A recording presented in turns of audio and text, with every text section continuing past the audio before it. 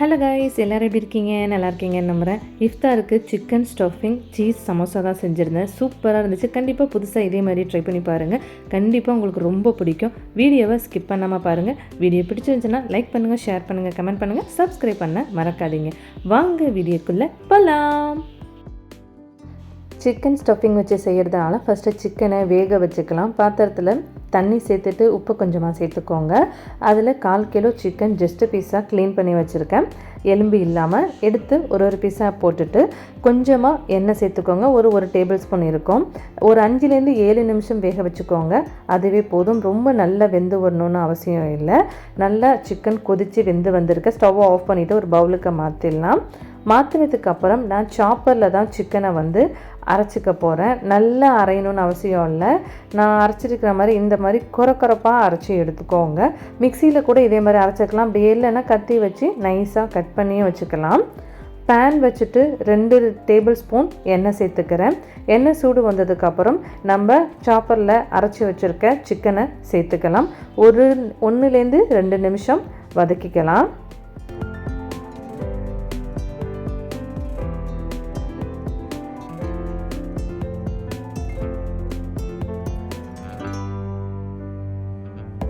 மிளகுத்தூள் 1/2 டீஸ்பூன் சேர்த்துக்கிறேன். வேறு எந்த மசாலாவும் சிக்கனுக்கு சேர்த்துக்க வேண்டாம். சிக்கனில் மிளகுத்தூளை சேர்த்துட்டு அதுக்கப்புறம் ஒரு 1/4 டீஸ்பூன் அளவுக்கு உப்பு சேர்த்துக்கோங்க. நம்ம ஏற்கனவே வேக வைக்கிறதுக்கு உப்பு சேர்த்துருக்கோம். அதனால் 1/4 டீஸ்பூன் போதும், கரெக்டாக இருக்கும்.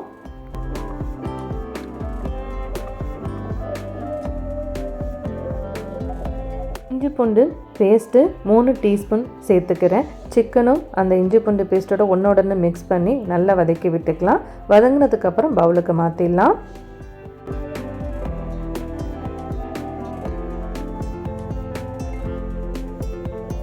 சிக்கன் வதக்கின பேன்லேயே இப்போ வெஜிடபிள்ஸையும் வதக்கிக்கலாம். அதுக்கு 2 டேபிள் ஸ்பூன் எண்ணெய் சேர்த்துக்கிறேன். எண்ணெய் சேர்த்ததும் வெங்காயம் 2 மீடியம் சைஸில் நைஸாக கட் பண்ணி அதையும் சேர்த்துக்கலாம்.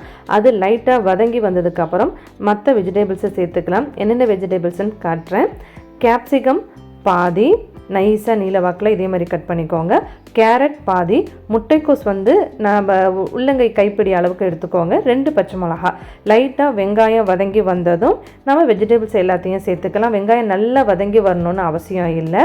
கேப்சிகம், கேரட், முட்டைக்கோஸ், பச்சை மிளகா எல்லாத்தையும் சேர்த்து நல்லா ஒன்றோட ஒன்று மிக்ஸ் பண்ணி விட்டுக்கலாம்.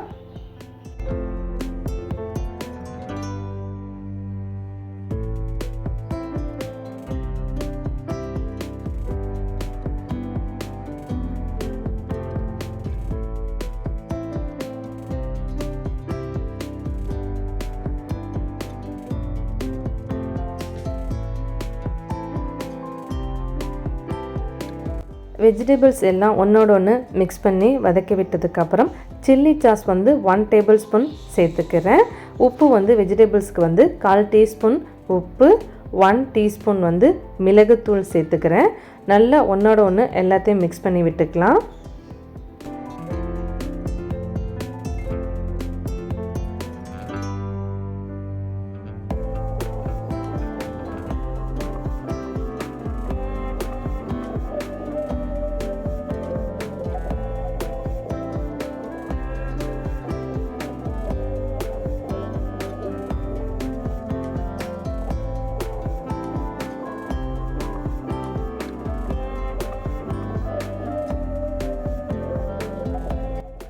சோயா சாஸ் 1 டீஸ்பூன் சேர்த்துக்கிறேன். டொமேட்டோ கெச்சப் 1 டேபிள் ஸ்பூன் சேர்த்துக்கோங்க. நல்லா ஒன்றோட ஒன்று மிக்ஸ் பண்ணி விட்டுக்கலாம்.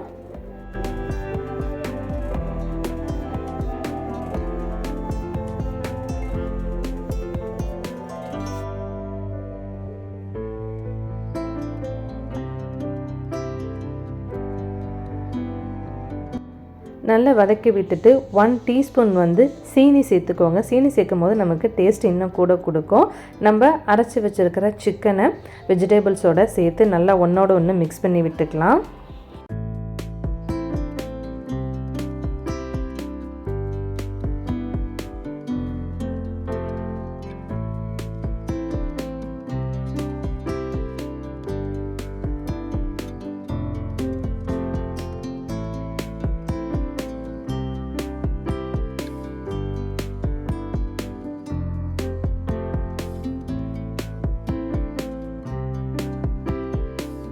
கட் பண்ணி வச்சுருக்கிற மல்லிக்கீரையை மேலோரமாக தூவி விட்டுட்டு எல்லாத்தையும் சேர்த்து ஒன்றோட ஒன்று கிளறி விட்டுட்டு ஸ்டவ்வை ஆஃப் பண்ணிவிட்டு ஆற வச்சிடலாம்.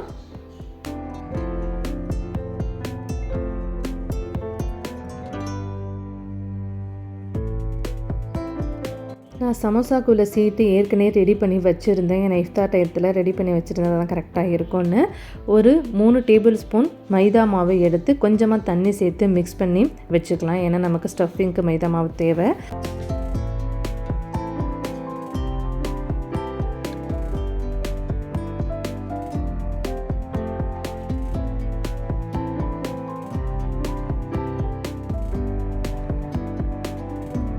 சிக்கன் ஸ்டஃபிங் ஆறுனதுக்கு அப்புறம் 200 கிராம் மொசரல்லா சீஸ் வச்சுருக்கேன். அதையும் அந்த வெஜிடபிள்ஸோடு சேர்த்து நல்லா கலந்து வச்சுக்கலாம்.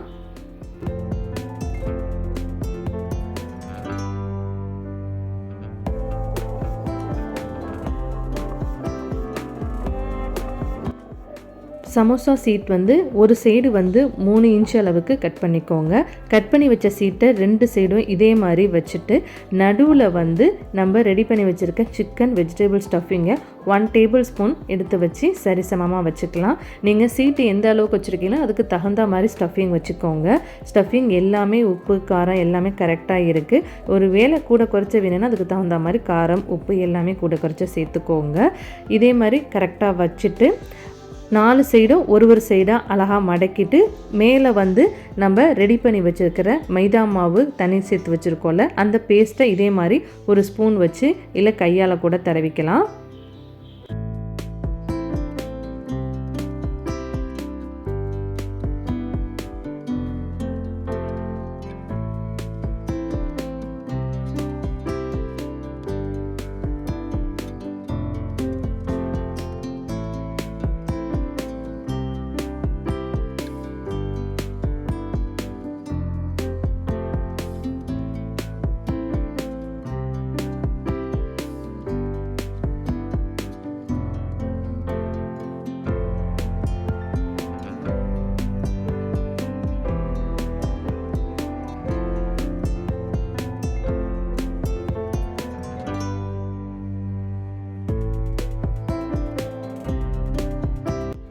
ஸ்டஃபிங்கை வச்சு சூப்பராக சமோசா ரெடி பண்ணியாச்சு. பார்க்கறதுக்கே கரெக்டாக வந்திருக்கு பாருங்கள். இதே மாதிரி எல்லா சீட்டையும் ஸ்டஃபிங்கை வச்சு சமோசா ரெடி பண்ணிடலாம்.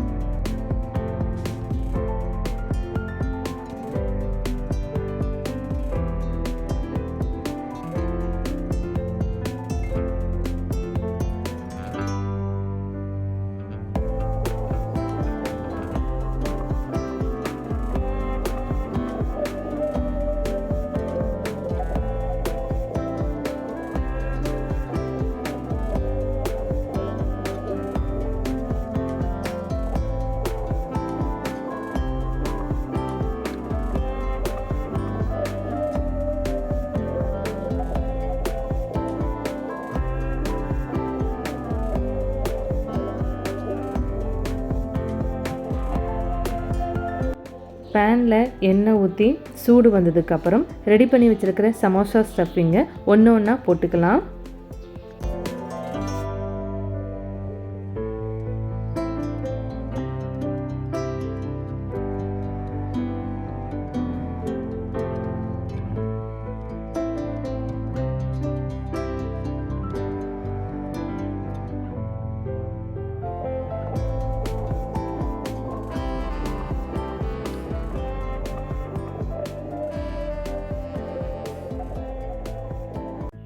பார்க்கறதுக்கே சூப்பராக இருக்குல்ல. ஒரு இடத்துல கூட உள்ளே வச்ச ஸ்டஃபிங் வெளியில் வரல பாருங்கள்.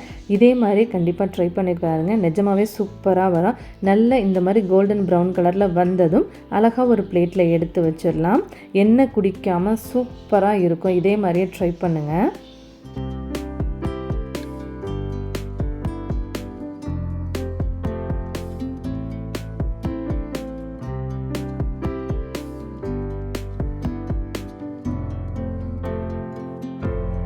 இஃப்தார் டயத்துக்கு இதே மாதிரி புதுசாக கண்டிப்பாக chicken cheese stuffing samosa ready பண்ணி சாப்பிட்டு பாருங்கள். சூப்பராக இருக்கும். நிஜமாக எண்ணெய் குடிக்காமல் அவ்வளோ சூப்பராக இருக்கும். நம்ம நோம்பு திறந்துட்டு சாப்பிட்றதுக்கு சூப்பரான ரெசிபி. கண்டிப்பாக ட்ரை பண்ணி பாருங்கள்.